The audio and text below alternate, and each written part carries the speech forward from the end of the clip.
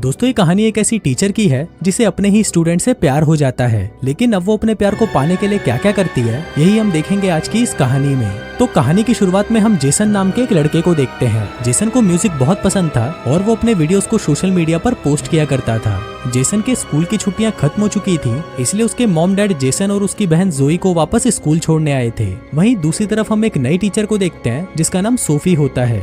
Sophie पहले दूसरे school में पढ़ाती थी, पर अब उसका ट्रांसफर यहाँ कर दिया गया था। इसके बाद सिस्टर रेबेका जो कि स्कूल की प्रिंसिपल थी, वो सोफी को उनका स्कूल दिखाने लगती है। इसी दौरान सोफी की मुलाकात जेसन से होती है और उसे देखते ही सोफी उसे पसंद करने लगती है। फिर अपने रूम में आने के बाद सोफी जेसन की वीडियोस देखती है और वो अपने लैपटॉप पर ही जेसन को किस करने लगती है। यहाँ पर हम व्यूवर्स को पता चलता है कि सोफी जेसन को पहले से ही जानती थी, जो कि काफी अजीब था। फिर अगले दिन सोफी जेसन को सारा नाम की एक लड़की से बात करते हुए देखती है और ये देखकर सोफी को बहुत जेलस फील होता है, इसलिए वो सारा की सीट चेंज कर देती है और उसे जेसन से दूर रहने के लिए कहती है।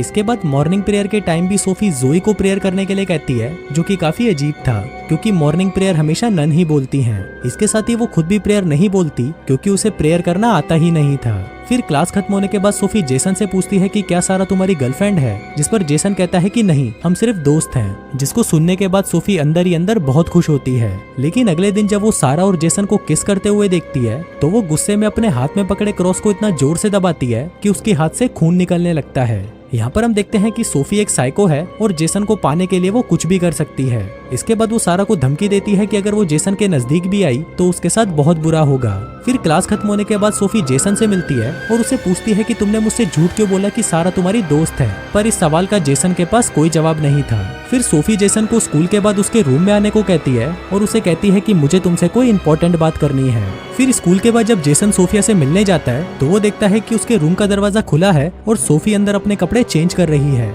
दरअसल ये सब सोफी का प्लान था और वो बस जेसन को अपनी तरफ अट्रैक्ट करना चाहती थी। वहाँ पर जेसन भी सोफी को देखकर पूरे मजे लेता है, पर वो उससे मिले बिना ही वहाँ से चला जाता है। यहाँ पर सोफी का प्लान सक्सेसफुल हो गया था और अब जेसन के मन में सिर्फ सोफी के ही ख्याल आ रहे थे, जिस वजह से वो रात को सो तक नहीं पा रहा था। फिर अगले दिन जब जेसन वीकेंड पर अपने घर जा रहा था तो सोफी वहाँ पर जेसन को सारा से बात करते हुए देख लेती है, जिससे उसे जलन होने लगती है। इसके बाद सोफी सिस्टर रेबेका से ये बोलकर छुट्टी मांगती है कि उसकी आंट बीमार है और उसे उनसे मिलने जाना है। फिर रात को सोफी चुपके से जेसन के घर पर जाती है और वो उसे छुपकर देखने लगती है। तभी वहाँ पर जेसन को सारा का कॉल आता है और वो उससे बात करने लगता है। अब ये देखकर सोफी को बहुत बुरा लगता है और वो सोचती है कि अगर उसे जेसन को हासिल करना है तो उसे सारा को रास्ते से हटाना होगा। इसके लिए वो रात को चुपके से सारा के रूम में जाती है और उसकी नोटबुक में गांजा रख देती है। फिर अगली सुबह क्लास में जब सारा अपनी बुक ओपन करती है तो सोफी उसे गांजे के साथ पकड़ लेती है, जिसके बाद स्कूल में ड्रग्स लाने के जुर्म में वो सिस्टर रेबेका को बोलकर सारा को सस्पेंड करवा देती है।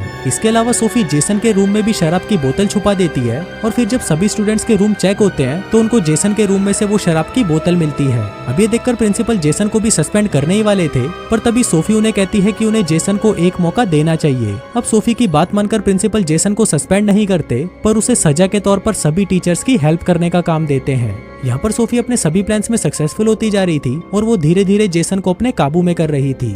अब यहाँ से सीन फ्लैशबैक में जाता है, जहाँ पर हमें पता चलता है कि सोफी का असली नाम लॉरा है और वो काफी अमीर है। फिर एक दिन जब वो इंटरनेट पर जेसन की वीडियो देखती है तब उसे देखते ही सोफी को उससे प्यार हो जाता है और अब वो किसी भी हालत में जेसन को पाना चाहती है। इसलिए वो जेसन की असली टीचर सिस्टर सोफी को मार देती है और उसकी जगह खुद नन बनकर जेसन के स्कूल में आ जाती है। फिर वीकेंड पर सारे स्टूडेंट्स अपने घर चले जाते हैं, पर जेसन को सोफी स्कूल में ही रोक लेती है। फिर जब जेसन वहाँ पर काम कर रहा था तभी सोफी उसके पास आती है और उसे अट्रैक्ट करने की कोशिश करती है। उस रात जब जेसन अपने रूम में सो रहा था तभी सोफी वहाँ पर आती है और जेसन के साथ इंटीमेट होने लगती है। अब जेसन को ये सब गलत लग रहा था, इसलिए वो पहले तो सोफी को मना कर देता है, पर बाद में उसे भी मजा आने लगता है, जिसके बाद वो भी उसके साथ इंटीमेट होता है। और यहाँ पर सोफी भी चुपके से इन दोनों के कार्यक्रम को अपने फोन में रिकॉर्ड कर लेती है। अब अगले दिन जेसन को बहुत ही गिल्टी फील हो रहा था कि उसने कल रात अपनी ही टीचर के साथ वो सब कर लिया। और वहीं दूसरी तरफ सोफी अब जोई को भी अपने रास्ते से हटाना चाहती थी, क्योंकि जोई हमेशा जेसन पर नजर रखती थी। इसके लिए सोफी जानबूझकर जोई को टेस्ट में कम मार्क्स देती है, जिसको देखकर जोई को बहुत बुरा लगता है। पर तभी सोफी उसे कहती है कि वो उसे टेस्ट देने का एक और मौका देगी, जिसके बाद वो उसे क्लास के बाद उससे अकेले में मिलने को कहती है। फिर क्लास खत्म होने के बाद जोई के वहाँ पर आने से पहले सोफी टेस्ट की आंसर शीट को वहाँ पर डेस्क पर रख देती है और जब जोई वहाँ पर आती है तो उसके हाथ में वो आंसर शीट ही लगती है, जिस पर सोफी उस पर चीटिंग का इल्जाम लगा देती है और वो सिस्टर रेबेका के पास जाकर जोई को सस्पेंड करने को कहती है। लेकिन यहाँ पर उसका प्लान फेल हो जाता है क्योंकि सिस्टर रेबेका जानती थी कि जोई पढ़ने में बहुत होशियार है, इसलिए वो उसकी इस गलती को माफ कर देती है। फिर सोफिया के वहाँ से जाने के बाद जोई सिस्टर रेबेका को सोफिया की सारी बातें बता देती है। वो उसे कहती है कि उसे सोफिया कुछ ठीक नहीं लगती, पर रेबेका को लगता है कि शायद जोई गुस्से में ऐसा बोल रही है, इसलिए वो उसकी बातों पर ज्यादा ध्यान नहीं देती। इसके बाद जेसन चर्च में कन्फेशन के लिए आता है, पर तभी वहाँ पर सोफी भी आ जाती है और वो कन्फेशन बॉक्स में ही जेसन के साथ इंटीमेट होने लगती है। फिर अगले दिन वीकेंड पर उसी स्कूल में दूसरे स्कूल के प्रिंसिपल आते हैं, जिसको देखकर सोफी छुप जाती है क्योंकि वो प्रिंसिपल असली सोफी को अच्छे से जानते थे।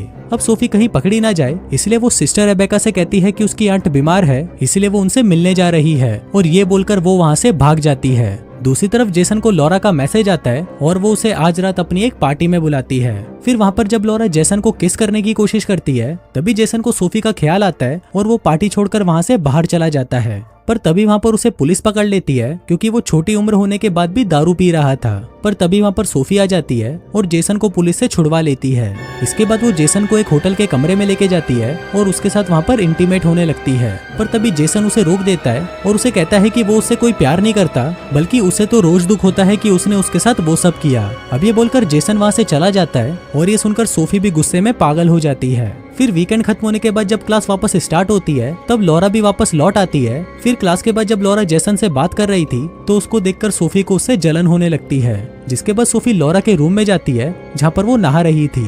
फिर वो उस पर हमला करके उसे मार डालती है और वहाँ पर ऐसी सिचुएशन बना देती है जिससे लोगों को ऐसा लगे कि लॉरा बाथरूम में फिसल गई और उसका सिर दीवार से टकराने से उसकी मौत हो गई।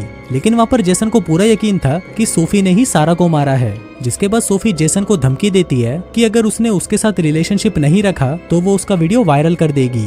अब ये सुनकर जेसन बहुत ज्यादा डर जाता है और फिर जब वो वीकेंड पर अपने घर जाता है तो उसे सिर्फ इसी बात की टेंशन होने लगती है। वहीं जोई भी जेसन को बहुत टाइम से नोटिस कर रही थी और उसे पता चल जाता है कि जेसन के साथ कुछ तो गलत हो रहा है, इसलिए वो जेसन से सारी बातें पूछती है और जेसन भी उसे सोफी और उसके कांड के बारे में बता देता है। वो उसे कहता है कि उसने उन दोनों का वीडियो भी बना लिया है और वो उस वीडियो के बेस पर उसे ब्लैकमेल कर रही है। फिर इसके बाद वो दोनों ये डिसाइड करते हैं कि वो सोफी के सच को सबके सामने लाएंगे। इसके लिए ये दोनों अगले दिन चुपके से सोफी के रूम में जाते हैं और उसका लैपटॉप चेक करने लगते हैं, जहाँ पर उन्हें असली सोफी की बहुत सारी फोटोज मिलती हैं। तभी जेसन को वहाँ पर एक और लैपटॉप मिलता है जिसमें उन्हें जेसन की बहुत सारी फोटोज मिलती हैं और उन्हें ये भी पता चल जाता है कि सोफी का असली नाम लॉरा है। दूसरी तरफ सोफी सिस्टर रेबेका को बताती है कि उसकी जो आंट बीमार थी उनकी मौत हो गई है, जिसके बाद रेबेका उसे छुट्टी दे देती है। लेकिन बाद में जब रेबेका हॉस्पिटल में फोन करके उसकी आंट के बारे में पता लगाने की कोशिश करती है तो वहाँ पर उसे पता चलता है कि सोफी उसे सब कुछ झूठ बोल रही थी।